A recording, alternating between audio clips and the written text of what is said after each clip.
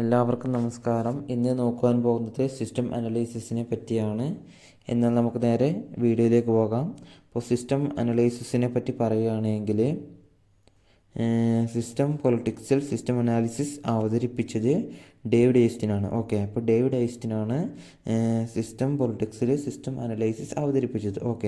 അതുപോലെ തന്നെ അദ്ദേഹം പൊളിറ്റിക്സിനെ അഥവാ രാഷ്ട്രതന്ത്ര ശാസ്ത്രത്തെ നിർവചിക്കുന്നത് പോലും മൂല്യങ്ങളുടെ ആധികാരികമായ ഒരു വിതരണമാണ് പൊളിറ്റിക്കൽ സയൻസ് എന്നാണ്. അപ്പോൾ ചുരുക്കി പറഞ്ഞാൽ അദ്ദേഹത്തിൻ്റെ അഭിപ്രായത്തിൽ ഒരു വ്യവസ്ഥിതിയിൽ അഥവാ സിസ്റ്റത്തിൽ ഇൻപുട്ട് ഏജൻസിയും അതുപോലെ തന്നെ ഔട്ട്പുട്ട് ഏജൻസിയും ഉണ്ട്. അപ്പോൾ ഇവ രണ്ടും ചേർന്നാണ് ഒരു സിസ്റ്റം അഥവാ ഒരു വ്യവസ്ഥിതി സജീവമാകുന്നത്. അപ്പോൾ ചുരുക്കി പറഞ്ഞാൽ ഇൻപുട്ട് ഏജൻസിയിൽ ഡിമാൻഡുകളും അതുപോലെ തന്നെ സപ്പോർട്ടുകളൊക്കെയാണ് ഉൾക്കൊള്ളുന്നത്. ഇപ്പോൾ നേരെ മറിച്ച് ഗവൺമെൻറ്റിൻ്റെ തീരുമാനങ്ങൾ, ഡിസിഷൻസും അതുപോലെ തന്നെ നയങ്ങൾ, പോളിസീസൊക്കെയാണ് ഔട്ട്പുട്ട് ഏജൻസിയിൽ ഉൾക്കൊള്ളുന്നത്. അപ്പോൾ നമുക്ക് ആദ്യം തന്നെ എന്താണ് ഇൻപുട്ട് ഏജൻസി എന്ന് നമുക്ക് നോക്കാം. അപ്പോൾ നമ്മൾ നേരത്തെ പറഞ്ഞു ഡിമാൻഡുകളും അതുപോലെ തന്നെ സപ്പോർട്ടുകളൊക്കെയാണ് ഇൻപുട്ട് ഏജൻസിയിൽ ഉൾക്കൊള്ളുന്നത്. അപ്പോൾ ഈ ഇൻപുട്ട് ഏജൻസിയുടെ ഡിമാൻഡിനെ പറ്റി നമുക്കൊന്ന് നോക്കാം. അപ്പോൾ ആദ്യത്തേതാണ് സാധനങ്ങളുടെയും സേവനങ്ങളുടെയും വിതരണം. അപ്പോൾ ഡിമാൻഡിലെ ആദ്യത്തെ ഒരു പോയിൻ്റാണ് സാധനങ്ങളുടെയും അതുപോലെ തന്നെ സേവനങ്ങളുടെയും വിതരണം എന്ന് പറയുന്നത്. അപ്പോൾ ഇതിലെന്താണ് ചർച്ച ചെയ്യുന്നത് എന്ന് ചോദിച്ചാൽ തൊഴിലിന് മെച്ചപ്പെട്ട കൂലി, അതുപോലെ തന്നെ മെച്ചപ്പെട്ട തൊഴിൽ സാഹചര്യം, അതുപോലെ തന്നെ വിദ്യാഭ്യാസ സാഹചര്യങ്ങൾ, ഗതാഗത സൗകര്യങ്ങൾ എന്നിവ ഉൾക്കൊള്ളുന്നു എന്നതാണ്. അതുപോലെ തന്നെ അതിൽ ഡിമാൻഡിൽ രണ്ടാമത്തേതാണ് നിയമങ്ങളോടുള്ള അനുസരണം എന്നത്. അപ്പോൾ മൂന്നാമത്തേതാണ് രാഷ്ട്രീയ വ്യവസ്ഥിതിയിലുള്ള പങ്കാളിത്തം എന്ന് പറയുന്നത്. അപ്പോൾ ഇതിലെന്താണെന്ന് ചോദിച്ചാൽ വോട്ടവകാശം വിനിയോഗിക്കുക, അതുപോലെ തന്നെ സംഘടനകൾ രൂപീകരിക്കാനുള്ള അവകാശം മുതലായവ. അപ്പോൾ നാലാമത്തേതാണ് ഡിമാൻഡിൽ പൊതുനയങ്ങളെക്കുറിച്ച് അറിയാനുള്ള അവകാശം എന്നത്. അപ്പോൾ ഇൻപുട്ട് ഏജൻസിയിൽ രണ്ടാമത്തേതാണ് സപ്പോർട്ടുകൾ. അപ്പോൾ ഇൻപുട്ട് ഏജൻസിയിൽ ഡിമാൻഡുകളും സപ്പോർട്ടുകളുമാണ് ഉൾക്കൊള്ളുന്നത്.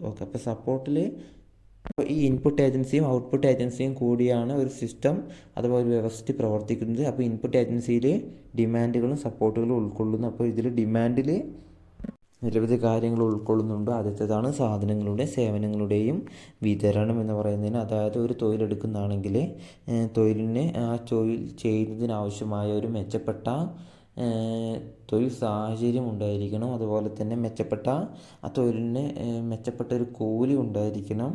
അതുപോലെ തന്നെ സമൂഹത്തിൽ എല്ലാവർക്കും ഒരു നല്ല വിദ്യാഭ്യാസ സാഹചര്യം, അതുപോലെ തന്നെ അവരുടെ ആവശ്യങ്ങൾ നിറവേറ്റുന്നതിനായിട്ടുള്ള ട്രാവലിങ്ങൊക്കെ ആയിട്ട് ബന്ധപ്പെട്ട് ഒരു മെച്ചപ്പെട്ട ഒരു ഗതാഗത സൗകര്യം എന്നിവ ഉൾക്കൊള്ളുന്നു ഇതിൽ.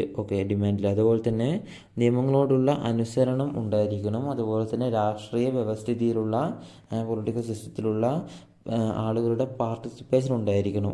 അതായത് ഈ പാർട്ടിസിപ്പേഷൻ എന്ന് പറയുന്നതിന് രാഷ്ട്രീയ വ്യവസ്ഥിതിയിൽ എങ്ങനെയാണ് പാർട്ടിസിപ്പേറ്റ് ചെയ്യുക, വോട്ടവകാശം വിനിയോഗിക്കുക, അതുപോലെ തന്നെ സംഘടനകൾ രൂപീകരിക്കാനുള്ള അവകാശം മുതലായവ. അപ്പോൾ അടുത്തതാണ് പൊതുനയങ്ങളെക്കുറിച്ച് അറിയാനുള്ള അവകാശം ജനങ്ങൾക്കുണ്ട്. ഈ ഇൻപുട്ട് ഏജൻസിയിൽ രണ്ടാമത്തേതായിട്ട് നമ്മൾ നേരത്തെ പറഞ്ഞ ഡിമാൻഡുകൾ ഉൾക്കൊള്ളുന്നുണ്ട്, അതുപോലെ തന്നെ സപ്പോർട്ടുകളും ഉൾക്കൊള്ളുന്നുണ്ട് എന്നത്. ഈ സപ്പോർട്ടുകളിൽ എന്തൊക്കെയാണ് പറയുന്നതെന്ന് ചോദിച്ചാൽ ഭൗതികപരമായ സഹായം, അതായത് നികുതി നൽകുക, സാമൂഹ്യ സേവനം, അതുപോലെ തന്നെ സൈനിക സേവനം എന്നിവ ഈ സപ്പോർട്ടുകളിൽ, അതായത് ഭൗതികപരമായ സഹായം, സാമൂഹ്യ സേവനം, അതുപോലെ തന്നെ നികുതി നൽകുക, സൈനിക സേവനം എന്നിവയൊക്കെ ഇതിൽ ഉൾക്കൊള്ളുന്നു. മാത്രമല്ല നിയമങ്ങളോടുള്ള അനുസരണം സപ്പോർട്ടിലുണ്ട്. അതുപോലെ തന്നെ പങ്കാളിത്തം, അതായത് വോട്ട് ചെയ്യുക, പൊതു പ്രാധാന്യമുള്ള വിഷയങ്ങൾ ചർച്ച ചെയ്യുക മുതലായവ. അതുപോലെ തന്നെ ഗവൺമെൻറ് നൽകുന്ന നിർദ്ദേശങ്ങളിൽ ശ്രദ്ധയുള്ളവരായിരിക്കുക. ഇത്രയുമാണ് ഇൻപുട്ട് ഏജൻസി അഥവാ ഇൻപുട്ട് ഏജൻസിയിലുള്ളത്. അതായത് ഇൻപുട്ട് ഏജൻസിയുടെ ഡിമാൻഡുകളും സപ്പോർട്ടുകളും ഉൾക്കൊള്ളുന്നു. അപ്പോൾ അടുത്തതായിട്ട് നമ്മൾ നോക്കുവാൻ പോകുന്നത് ഔട്ട്പുട്ട് ഏജൻസിയെ പറ്റിയാണ്. അതായത് ഔട്ട്പുട്ടിനെ പറ്റിയാണ്. അതായത് ഗവൺമെൻറ്റിൻ്റെ നയങ്ങളും തീരുമാനങ്ങളൊക്കെയാണ് ഔട്ട്പുട്ട് ഏജൻസിയിൽ ഉൾക്കൊള്ളുന്നത്. ചുരുക്കി പറഞ്ഞാൽ വ്യവസ്ഥിതിയുടെ, അതായത് സിസ്റ്റത്തിൻ്റെ വ്യവസ്ഥിതിയുടെ നയങ്ങളും തീരുമാനങ്ങളുമാണ് ഔട്ട്പുട്ട് ഏജൻസിയിൽ ഉൾക്കൊള്ളുന്നത്.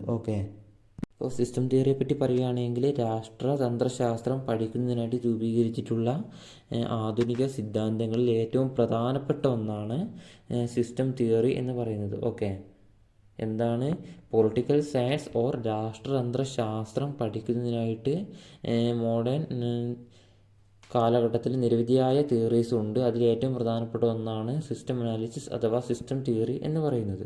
ഓക്കെ, എന്താണ് രാഷ്ട്രതന്ത്രശാസ്ത്രം പഠിക്കുന്നതിനായിട്ട് രൂപീകരിച്ചിട്ടുള്ള ആധുനിക സിദ്ധാന്തങ്ങളിൽ ഏറ്റവും പ്രധാനപ്പെട്ട ഒന്നാണ് സിസ്റ്റം തിയറി. ഓക്കെ, ഇപ്പോൾ രാഷ്ട്രതന്ത്രജ്ഞന്മാർ ഈ സമീപനം കടമെടുത്തത് ജീവശാസ്ത്രത്തിൽ നിന്നുമാണ്. ഓക്കെ, ഇപ്പോൾ ഇവരുടെ അഭിപ്രായത്തിൽ